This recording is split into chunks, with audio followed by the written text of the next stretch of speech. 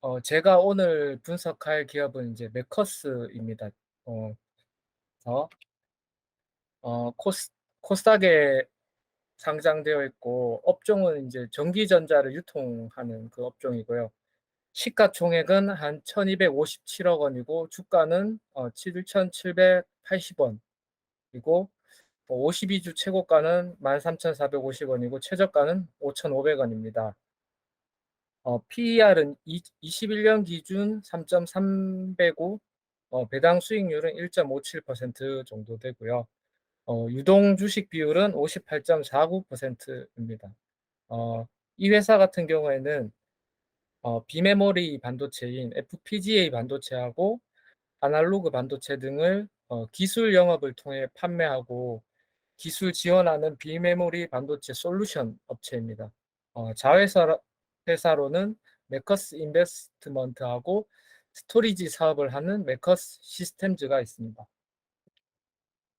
음, 무엇을 하는 회사인지 간단히 살펴보면 우선 이제 간단히 이야기하면 FPGA 반도체를 자일링스라는 회사에서 사와가지고 국내 기업에 유통하는 회사라고 생각하시면 됩니다. 저도 이게 처음 들어보는 거라 가지고 올해 사실 이번에 조금 되게 힘들었어요. FPGA라는 게 되게 신기해서 어떤 거냐면 반도체는 이제 양산을 어떻게 하느냐에 따라 방법에 따라 ASSP하고 ASIC이라고 하는 ASIC 반도체로 이렇게 크게 나눌 수 있습니다. 그래서 ASSP 반도체는 이제 범용 반도체로서 표준화된 반도체라고 생각하시면 되는데요. 예를 들어 CD라는 것은 크기가 이제 표준화되어 있어가지고 모든 CD롬에 다 사용할 수 있습니다. 이제 이것처럼 표준화 시켜놓은 반도체라서 어디든지 사용할 수 있는 그런 반도체입니다. 대표적인 게 이제 MCU 반도체인데요. MCU는 이제 리모컨에서도 사용되고 차량용에서도 사용되고 이렇게 할 수 있거든요. 그게 표준화돼서 그렇습니다. 어, 그래서 이제 기기가 반도체에 맞춘다고 생각하시면 됩니다. 그리고 이제 ASIC이라는 ASIC는 이제 그거에 반대된데요. 특정 기기만을 특화해서 만든 반도체입니다. 그래서 이거는 특별히 주문해서 만든 반도체인데 예를 들면 휴대폰에 이제 갤럭시에 들어가는 이제 대량 생산되기 전에 AP 같은 것도 이제 주문 설계에서 만들어지는데 일종의 ASIC이라고 보시면 됩니다. 그래서 FPGA는 두 개의 중간 정도라고 보면 되는데 용도에 따라 프로그래밍을 가능하게 하는 반도체라고 생각하시면 됩니다. 최근에는 이제 자주 업그레이드 해야 하는 데이터 센터라든지 주행 등에 많이 이렇게 사용되고 있습니다. 어, FPGA 특성을 이제 살펴보면은 프로그래밍 난이도는 어렵지만 설계 변경이 빨라가지고 시장 대응이 가능해서 개발비가 이렇게 낮게 듭니다. 그래서 개발 소요 시간도 에이직에 비해서 훨씬 적게 들어서 최근에는 이제 통신 장비, 데이터 센터, 자율주행 AI 등에 특히 많이 사용되고요. FPGA의 시장 점유율은 AMD가 21년에 자이링스를 인수해가지고 50% 정도 차지하고 있고, 알테라는 기업을 인텔이 인수해가지고 한 30% 시장 점유율을 이렇게 차지하고 있습니다. 어, 최근에는 SoC 칩에서 이제 CPU나 GPU를 연산을 보조하는 역할을 해가지고 어, 이렇게 많이 사용되고 있습니다. 그래서 특히 AI가 조금 많이 발달되고 있어서 앞으로 이 시장은 좀 계속 커질 거라고 생각이 됩니다. 이번에는 이제 기업 선정을 아무것도 그냥 생각하지 않고 매출 성장률이 큰 기업을 찾아보자고 생각하고 찾다가 최근에 매출 성장률과 이익 성장률이 높고 주가가 이제 많이 빠져 있으면서 밸류에이션이 낮은 기업을 한번 체크해 보다가 눈에 띄어가지고 한번 분석해 보게 됐습니다. 어, 매출 성장 차트를 보시면 21년 매출 증가율이 61% 증가했고 이익은 173% 증가했습니다. 그래서 22년 1 분기에 역대 인제 최대 매출을 찍었고요. PER은 한 4.47배 정도, 20 그 정도 되고, 22년 인제 추정 PER 한번 따져 보면 한 4.17배 정도 됩니다. 그래서 주가는 22년 한 3-4 월까지 되게 잘 나갔었는데 그때 대비 한 44% 정도 하락했습니다.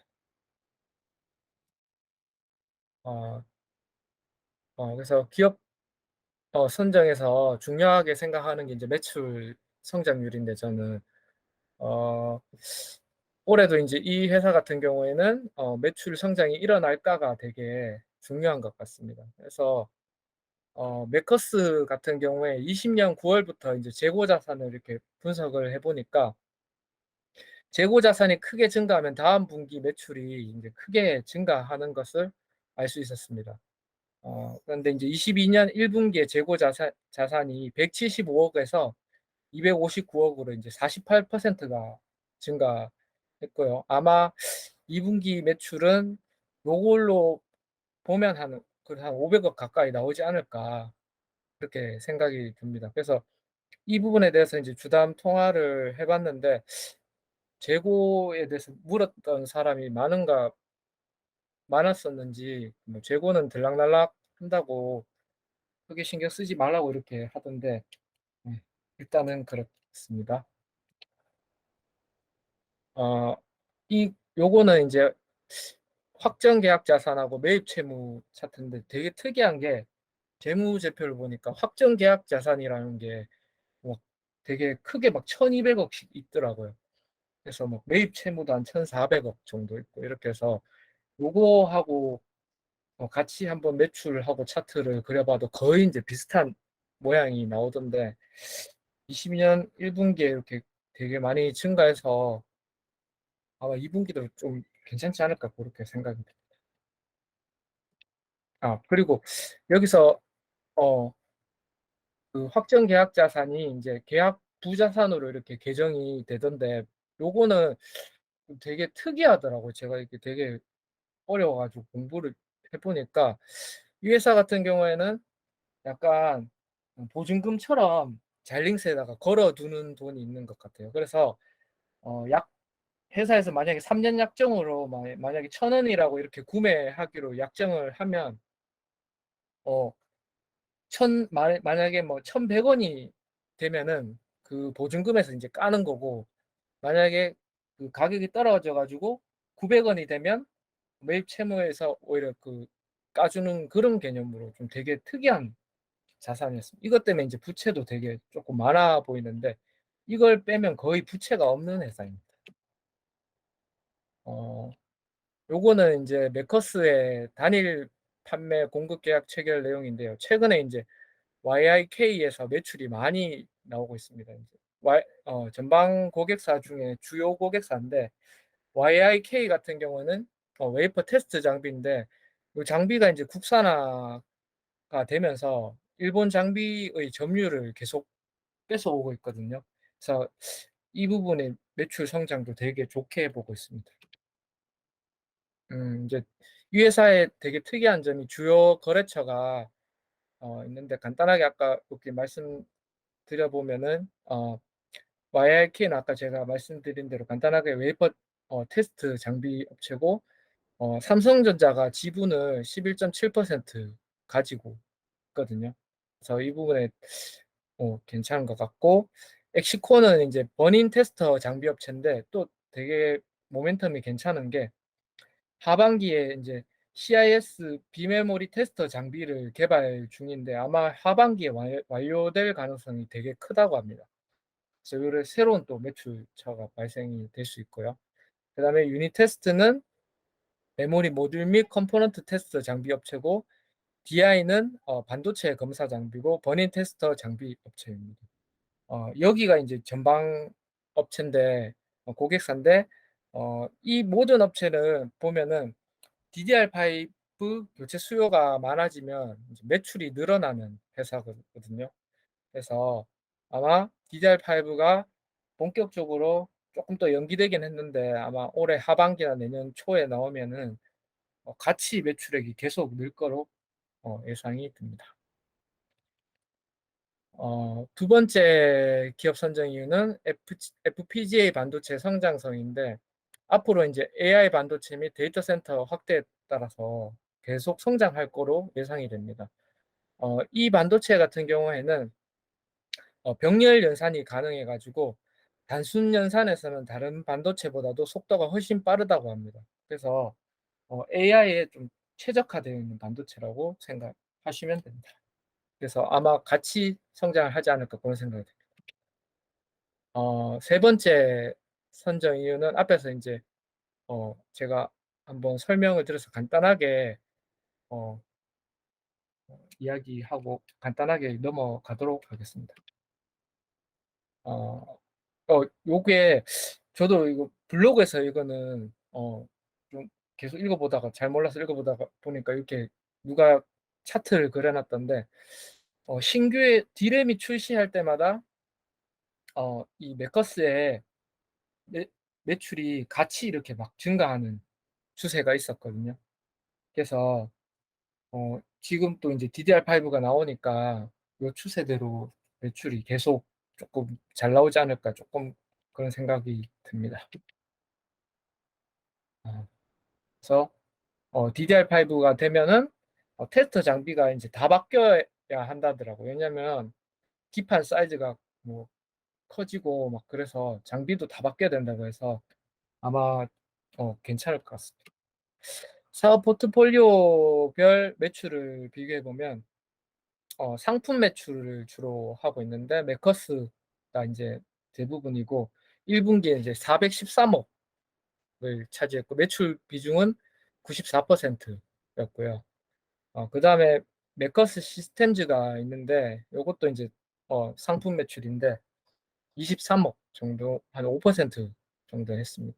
그래서 메커스 시스템즈는 어떤 거 하는 회사냐면 스토리지 및 서버를 유통하는 사업이라고 되어 있어서 제가 잘 몰라서 한번 찾아보니까 아마 그 다스하고 나스 뭐 요런 것들 하는 거더라고. 저희 그 예전에 학교에서도 나스 막 설치해 가지고 여기 그 외장 하드 같은 건데 엄청 큰 외장 하드 같은 거라고 그렇게 생각하시면 됩니다.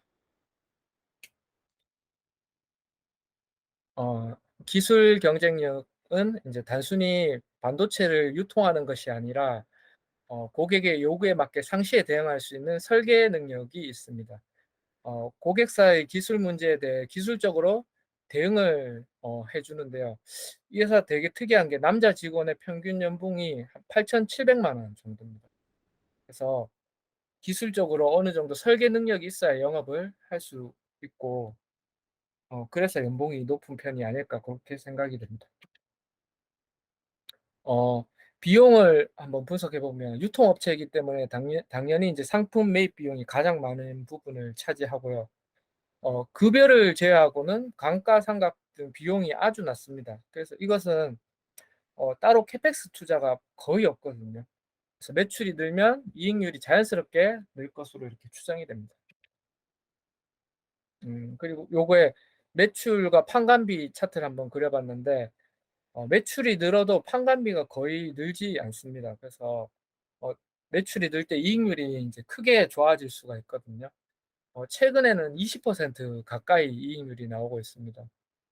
4분기 같은 경우는 25% 나왔는데 이거는 이제 자회사에서 일회성 이익이 발생해가지고 조금 좋아졌는 거고, 유통업체가 이익률이 20% 나온다, 이거는 좀 되게 특이한 것 같습니다.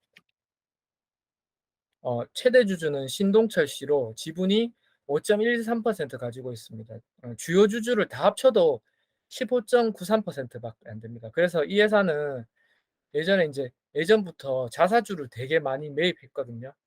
현재는 한 25.58% 가지고 있습니다. 그래서 자사주는 이제 혹시 행동주의 펀드에서 만약에 들어오면 뭐 지분 수합 같은 거 해가지고 지분 방어도 가능하고, 특히 승계할 때 이제 인적 분할해서 자사주 마법으로 해가지고 최대 주주한테 그 지분 다 가지고 올 수 있도록 이렇게 할 수 있으니까 그래서 많이 이용하고 있는 것 같습니다. 매출과 영업이익은 19년부터 이제 크게 증가했는데 영업 활동 현금 흐름도 양호하고 부채는 높게 나오는 편인데 이제 계약부 부채가 하고 매입 채무가 되게 많아 가지고 그런데 실제 부채는 거의 없습니다.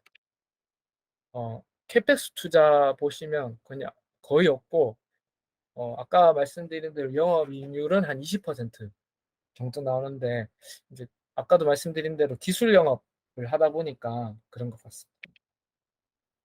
이제 마지막으로 이제 목표 주가를 한번 추정해 보면 그냥 보수적으로 잡아서 작년과 같이 당기 수익이 그냥 작년 매출 성장 없이 작년과 같이 나온다고 한 250억 정도 나온다고 생각하고 PER이 지금 한 4배에서 5배 정도 되니까 그냥 어느 정도 시장이 좋아지면 한 7배 정도 나온다고 생각하면 목표 주가를 한 1,800원 정도 그렇게 해서 예수 매수 예상가를 7,000원 하고 매도 목표가를 한 9,000원 하면 예상 수익률 한 30% 가까이는 할 수 있지 않을까 그렇게 생각이 듭니다.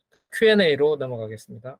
첫 번째 질문이 현금이 많이 있으니까 신규 사업 진출 계획이 없냐고 여쭤보셨는데 뭐 현재까지는 없다고 주주환원 확대 계획도 없다고 합니다.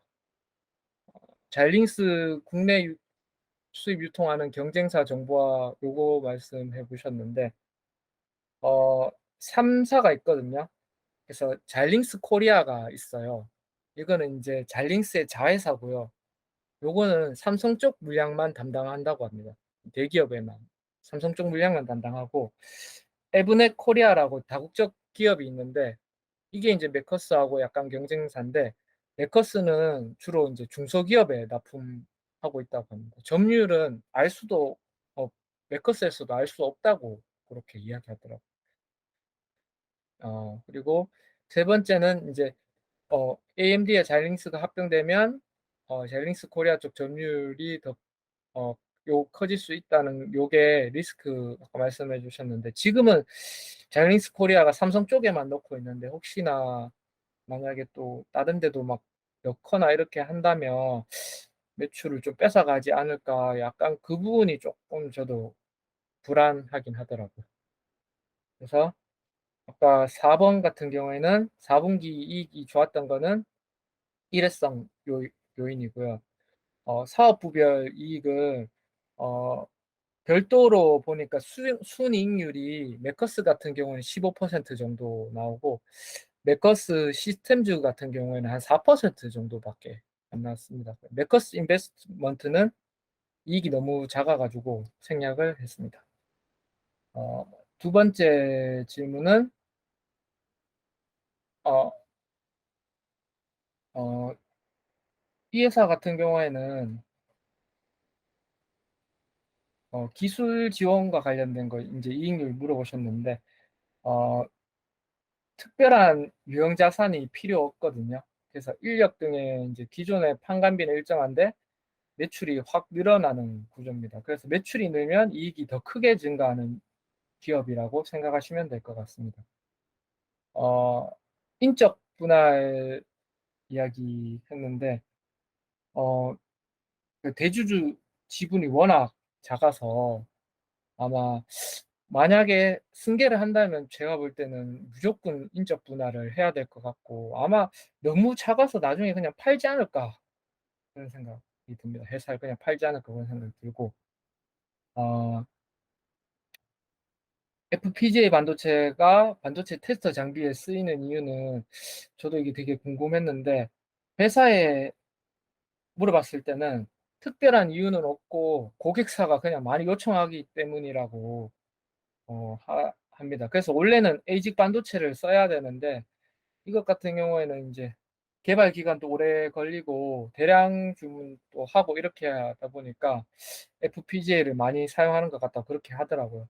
근데 제 생각은 또 약간 어떤 것도 있었냐면 FPGA에 대해서 공부하다 보니까 최근에 이제 AI 가속기에 되게 많이 사용되거든요. 그 이유가 FPGA 반도체가 병렬성이 있어가지고 단순 연산을 되게 잘한다고 하더라고요. 그래서 사진 판독하는데 아주 많이 쓰이거든요.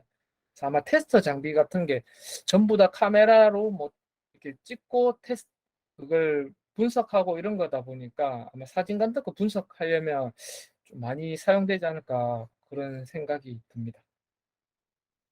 어, 기훈님 질문 못 봤었는데, 큰일 났네. 어, 사, 상희님 질문이, 자일링스 코리아는 아까 말씀드린 데 똑같은데, 이제 삼성 쪽만 이렇게 한다고 생각하시면 되고, 어, 인력 나는 이게 특별하게, 뭐, 인력이 더 이상 많이 늘거나 그런 것 같지는 않더라고요. 왜냐면, 물량이 늘면 그냥 주문이 많아서 유통하는 게 많은 거지, 이걸 많은 회사에다가 이렇게 그 주문이 느는 게 아니라서 그런 것 같고, 저도 3분 같은 게 좀 되게 특이했는데, PR은 밴드 하단인데, PBR로 보면 이제 상단을 뚫고 있다고 그렇게 하셨는데, 제가 그냥 제 생각에는, 어, 모양은 거의 비슷하더라고요. 비슷한데, 어, 아마 매출 대비 이제 부채가 좀 많이 늘어서 그런 건데, 그게 대부분 매입 채무가 엄청 많이 늘었거든요. 그래서 순자산이 조금 줄어들어서 그런 것 같지 않나 그런 생각이 듭니다. 규hom님 질문은 제가 안 읽어봐가지고 지금 바로 읽어보겠습니다.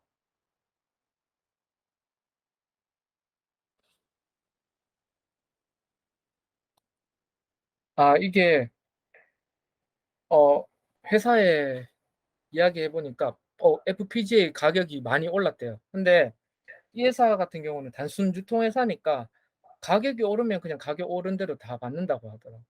그냥 거의 그러다 보니까 그것 때문에 매출이 좀 증가한 것도 있는 것 같습니다. 그다음에 매출 비중은 주요 장비 회사 매출 비중은 40%가 원래 한 기본이고 많을 때는 60%도 넘어간다고 합니다. 그래서 아마 이 회사들이 좀 핵심 키인 것 같습니다.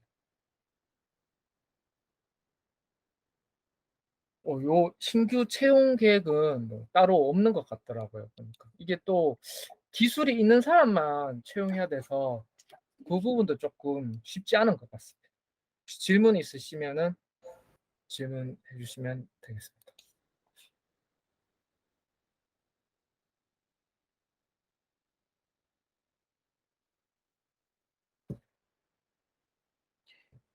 양민이 질문 하나 드리겠습니다. 네, 여기 매출액이 지금 2년 연속 50%씩 증가한 거 맞죠? 네.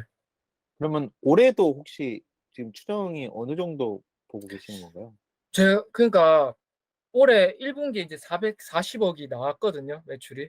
근데 2분기에 지금 재고 자산이 1분기 보니까 어, 아까 한 그 2배 가까이 한 60, 70% 정도 늘었어요. 그래서 아마 2분기도 제가 볼 때는 그냥 막 잘 나올 것 같아요, 되게. 하고 제가 좀 이거 전혀 모르고 분석했거든요, 이번에는. 근데 YIK하고 엑시콘 쪽이 되게 모멘텀도 많고 좋은 것 같더라고요. YIK가 원래 이제 삼성전자가 해서 지분도 샀거든요, YIK. 그래서 그 테스터 장비를 이제 국산화를 하는 것들 예전에는 뭐 20% 정도 했는데 최대 뭐 80%까지 뭐 늘려갈 거라는 그런 이야기도 있더라고요, 보니까. 그래서 계속 그쪽에서 좀 발주가 되게 많이 나오고 있어요. 그리고 엑시콘도 원래는 이제 버닌 테스터랑 뭐 테스터 장비 이런 것만 했는데 CIS 비메모리 쪽으로 그 장비를 지금 테스트 장비 개발을 올해 하반기 거의 된다고 하더라고. 그러면 이제 또 새로운 테스터기가 들어가야 되니까 이쪽 반도체도 좀 많이 들어갈 것 같고 그래서 올해까지는 괜찮을 것 같아요.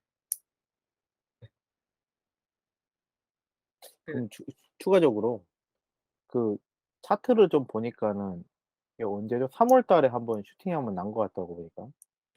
1분기 실적이 나와가지고 아, 그때 좀 너무 생각보다 잘 나와가지고 그런 것 같아요. 제가 그때 많이 슈팅 나오는 것 그러면 말씀하신 대로 한 2분기 때 이거는 수출입 데이터가 없어서 아마 약간 잠정 실적이라든가 또는 하여튼 다른 거에서 쪼금 더 실적 때문에 쪼끔 반등할 수는 있겠네요. 음. 그래서 근데 이제 쪼끔 약간은 조심스러운 게 매출이 확 꺾이면 진짜 그냥 나락을 확 갈 것 같거든요. 그래서 언젠가는 꺾일 것 같은데 근데 거의 재고 자산이 많이 늘면 다음 분기는 무조건 잘 나왔더라고요 계속. 그리고 되게 특이한 게 DDR5 하고 진짜 이게 관련이 되게 있어 가지고 아직 사실 본격적으로 DDR5 안 됐잖아요 지금. 그래서 같이 쪼끔은 그때까지는 계속 매출 좀 늘지 않을까 그런 생각이 들어요.